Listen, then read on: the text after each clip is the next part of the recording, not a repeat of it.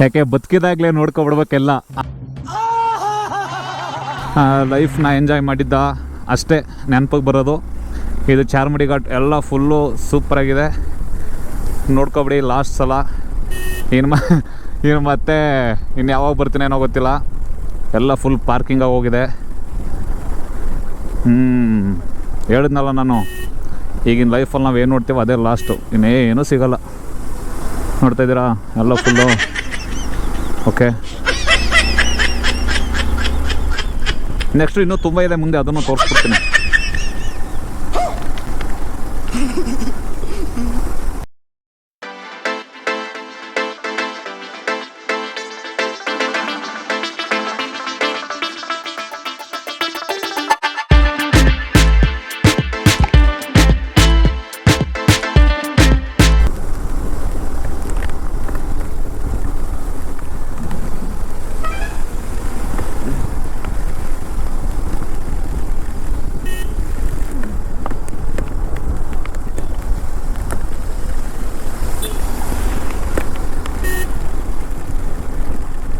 Falls ಇನ್ನು ಚಿಕ್ಕ ಚಿಕ್ಕ ಜೆರಿ ಫಾಲ್ಸ್ಗಳು ಅಷ್ಟೇ ಇಲ್ಲಿ ನೋಡ್ಬೋದು ನೀವು. ಆಲೇ ಸಮಯ 1:45 ಆಗಿದೆ. ನಾನು ಇನ್ನೂ ಚಾರ್ಮಡಿ ಘಾಟಲ್ಲೇ ಸುತ್ತಾ ಇದ್ದೀನಿ. ಇನ್ನು ಮಂಗಳೂರು ಹೋಗಿ ಹಾಸನ ಹೋಗಬೇಕು. ಅಪ್ಪ ಗುರು, ಎಲ್ಲರೂ ಕೇಳಿಸ್ಕೊಬಿಡಿ, ನಾನು ಟೋಟಲ್ಲು 5 hours ಉಡುಪಿ 9 ಗಂಟೆಯಲ್ಲಿ ಬಿಟ್ಟಿದ್ದೀನಿ ನಾನು. ಇವಾಗ ಆಲೇ 1:15, 4 ಗಂಟೆ ಟೈಮು ಸತತವಾಗಿ ಮಳೆಲೇ ಗಾಡಿ ಓಡಿಸ್ತಾ ಇದ್ದೀನಿ. ಯಾವ ಥರ ಓಡಿಸ್ತಾ ಇರಬೇಕು ಯಪ್ಪ, ಏನು ಹಿಂಗೆ ಹಿಂಸೆ ಕೊಟ್ರೆ. ಹೇ ಜೈ ಜೈ.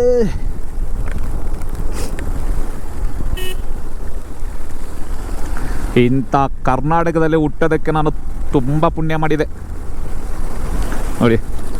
ಇದು ಲಾಸ್ಟ್ ಫಾಲ್ಸ್ ಅಂತಲೇ ಹೇಳ್ಬೋದು.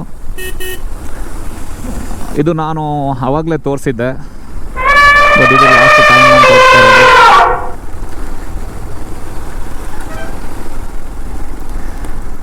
ಹಲೋ ಹಾಯ್ ನಮಸ್ತೆ, ನಾನು ನಿಮ್ಮ solo traveller Sharath. Welcome to my channel. ಇನ್ನೂ ಯಾರು ಸಬ್ಸ್ಕ್ರೈಬ್ ಆಗಿಲ್ಲ ಅವರು ಈ ಕೂಡಲೇ ಸಬ್ಸ್ಕ್ರೈಬ್ ಆಗಿ ಅಂತ ಹೇಳ್ತಾ, ನಾನು ಕರ್ನಾಟಕದಲ್ಲಿ ಹುಟ್ಟಿದ್ದಕ್ಕೆ ತುಂಬ ಪುಣ್ಯ ಮಾಡಿದ್ದೀನಿ ಅಂತ ಹೇಳೋಕ್ಕೆ ಇಷ್ಟಪಡ್ತೀನಿ.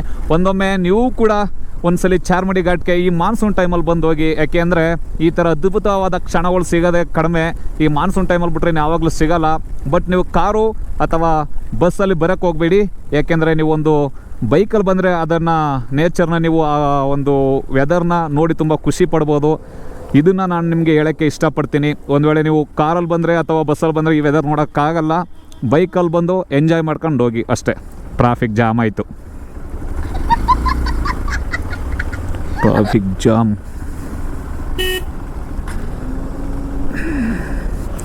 ನಾನು ಆಫ್ನೇ ಮಾಡ್ಬಿಟ್ಟೆ ಗಾಡಿನ.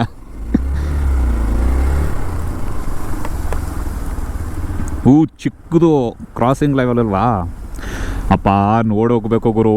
ಏನಾದರೂ ಜರುಗ್ತು ಬಂಡೆಕಲ್ಲು ಕೆಳಗಡೆ, ನಾನು ಜರುಗಬೇಕಾಗುತ್ತೆ, ಎಲ್ಲ ಜರುಗಬೇಕಾಗುತ್ತೆ.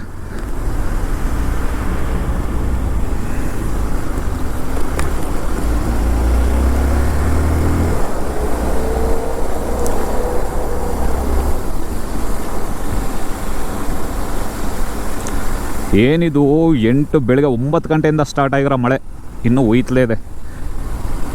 ಇಲ್ಲಿ ದೇವಾಲಯ ಕೂಡ ಇದೆ.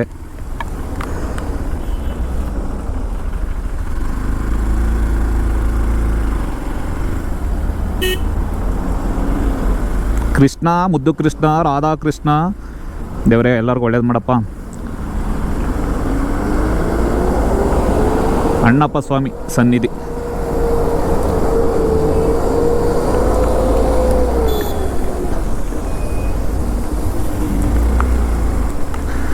ಅಣ್ಣಪ್ಪ ಸ್ವಾಮಿ ಸನ್ನಿಧಿ ದೇವಾಲಯ. ಇದು ಕ್ರಾಸಿಂಗಲ್ಲಿರೋದು ಚಾರ್ಮಡಿ ಘಾಟಲ್ಲಿ. ತುಂಬ ಒಂದು ಸುಂದರವಾದ ದೇವಾಲಯ Charmadi ಘಾಟಲ್ಲಿ.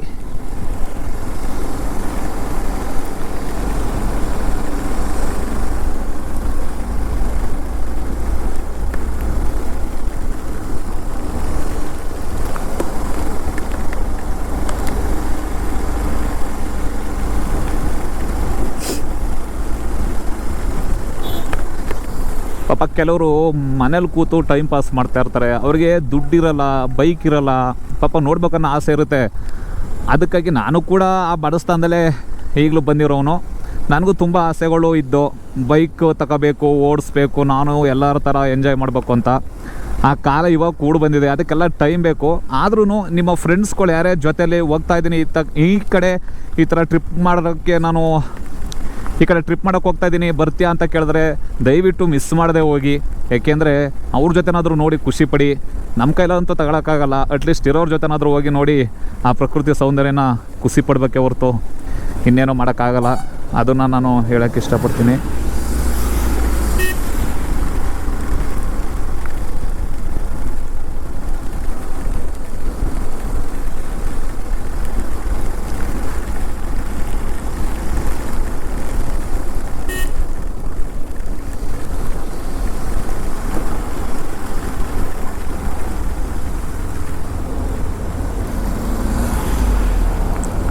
Stop. Power of Puneeth Rajkumar.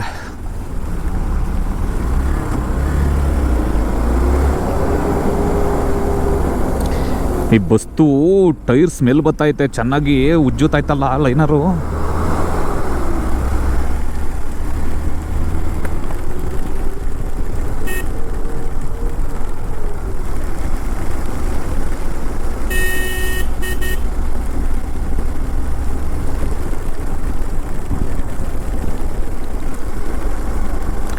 ಎಲ್ಲರೂ ಈ ಹಿಂದೆ ನಾಟಿ ಹಾಕೋಕ್ಕೆ ಜನ ಗೊರ್ಗು ಅಂತ ಬರ್ತಿತ್ತು ಗೊತ್ತಾ, ಪ್ಲಾಸ್ಟಿಕ್ ಅವರು, ಅದನ್ನು ತಗೊಂಡೆಲ್ಲ ಹಾಕತ್ತಾ ಇದ್ದಾರೆ. ಆದರೆ ಅದು ರೈನ್ ಕೋಟು. ಏಯ್ ನೋಡ್ಬಾ, ಓಹೋ ಅತ್ತ ಮನೆ ಬಂದಂಗೆ ಬಂದಿರಲಿ. ತಳಾರಕ್ಕೆ ಹೋಗ್ಬೇಕು ಅನ್ನೋದಿಲ್ಲ ಕ್ರಾಸಲ್ಲಿ.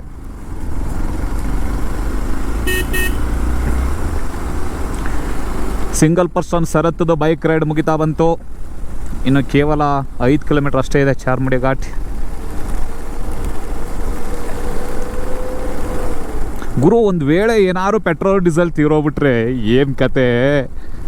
ಎಲ್ಲ ವೆಹಿಕಲ್ಸ್ಗಳು ಮನೆ. ಆಗ ಗೊತ್ತಲ್ಲ, ನಟರಾಜ ಸರ್ವಿಸ್ ಹೊಡಿತಾ ಇರೋದೇ ಸೈಕಲು. ಆಗ ಸೈಕಲು BMW ಕಾರ್ ಬೆಲೆ ಆಯ್ತದೆ.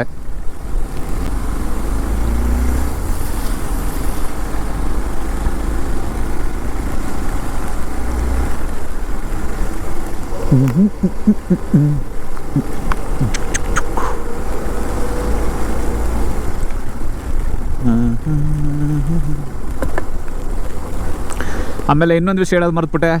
ದಯವಿಟ್ಟು ಯಾರಾದರೂ ಉಡುಪಿಗೆ ಹೋದರೆ, ಅದರಲ್ಲೂ ಮಲ್ಪೆ ಬೀಚ್ಗೆ ಹೋದರೆ ಬೆಳಗ್ಗೆ 6ರಿಂದ 9 ಗಂಟೆ ತನಕ ಅಷ್ಟೇ ನಿಮಗೆ ಈಜೊಡೆಗೆ ಬಿಡ್ತಾರೆ. ಆ ಟೈಮಿಂಗ್ಸ್ನ ನೆನ್ಪಿಟ್ಕೊಳ್ಳಿ. ಆಮೇಲೆ ಯಾರೂ ಬಿಡಲ್ಲ, ಯಾಕೆಂದರೆ ಇಲ್ಲಿ ಈ ಮಾನ್ಸೂನ್ ಟೈಮಲ್ಲಿ ಬೀಚಲ್ಲಿ ಅಲೆಗಳ ಅಬ್ಬರ ಜೋರಾಗಿರೋದ್ರಿಂದ ವಾಪಸ್ ಕಳಿಸ್ತಾ ಇದ್ದಾರೆ. ಆಮೇಲೆ ಅಲ್ಲಿ ಗಂಟೆ ಹೋಗಿ ಅಯ್ಯೋ ಎಂಜಾಯ್ ಮಾಡದೆ ಬಂದನಲ್ಲ ಅಂತ ಯೋಚನೆ ಮಾಡೋಕ್ಕೆ ಹೋಗಬೇಡಿ. ಯಾಕೆಂದರೆ ತುಂಬ ಡಿಸ್ಟೆನ್ಸ್ ಇದೆ ಇಲ್ಲಿಂದ ಉಡುಪಿ. 183 ಕಿಲೋಮೀಟ್ರ್ ಆಗಿದೆ. ಮತ್ತು ರಿಟರ್ನ್ ಅಲ್ಲಿಂದ ವಾಪಸ್ಸು ನಾನು ಮೂಡುಬಿದಿರೆ ಮಾರ್ಗವಾಗಿ ಕಾರ್ಕಳ ಬಂದು ಅಲ್ಲಿಂದ ಈಗ ಚಾರ್ಮುಡಿ ಘಾಟ್ ಮೂಲಕ ಚಿಕ್ಕಮಂಗ್ಳೂರಿಗೆ ಹೋಗಿ ಅಲ್ಲಿಂದ ಮತ್ತೆ ನಾನು ಹಾಸನ್ಗೆ ಹೋಗಬೇಕು. ಹಾಸನಿಂದ ನಮ್ಮ ಊರು ಚಂದಗಾಲಿಗೆ ಹೋಗಬೇಕು. ಚಂದಗಾಲು ಒಂದು ಅದ್ಭುತವಾದ ಊರು ನಮ್ಮದು.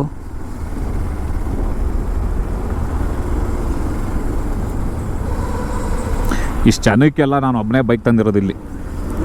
ಇಲ್ಲಿ ಕಣಪ್ಪ ಅಷ್ಟೇ, ಇನ್ನೆಲ್ಲೂ ಬರೀ ಕಾರ್ ಕಾಣಿಸ್ತವೆ. ಓಹೋ ಅಣ್ಣ ಸೈಡಲ್ಲಿ ಒಂದು ಯಾವುದಾವುದು ಒನ್ ಆ್ಯಕ್ಟಿವ್ ಬೈಕ್ ಬೇರೆ ಕಾಣಿಸ್ಬಿಡ್ತಲ್ಲಪ್ಪ. ಹಿಂದ್ಗಡೆ ಅಭಿಮಾನಿಗಳು ಬರ್ತಾ ಇದ್ದಾರೆ. ಇದೊಂದು ಮೆಮೊರಿ ನನಗೆ. ಯೂಟ್ಯೂಬ್ ಚಾನಲಲ್ಲಿ ಹಾಕ್ಬಿಟ್ರೆ ಯಾವಾಗಲಾದ್ರೂ ಒಂದ್ಸಲಿ ಫ್ರೀ ಆದ ಕೂತ್ಕೊಂಡು ನೋಡ್ಬೋದಲ್ಲ. ಇಲ್ಲಾಂದರೆ ಎಡಿಟ್ ಮಾಡಬೇಕಾದ್ರೇ ನೋಡಿದ್ರೆ ಆಯಿತು.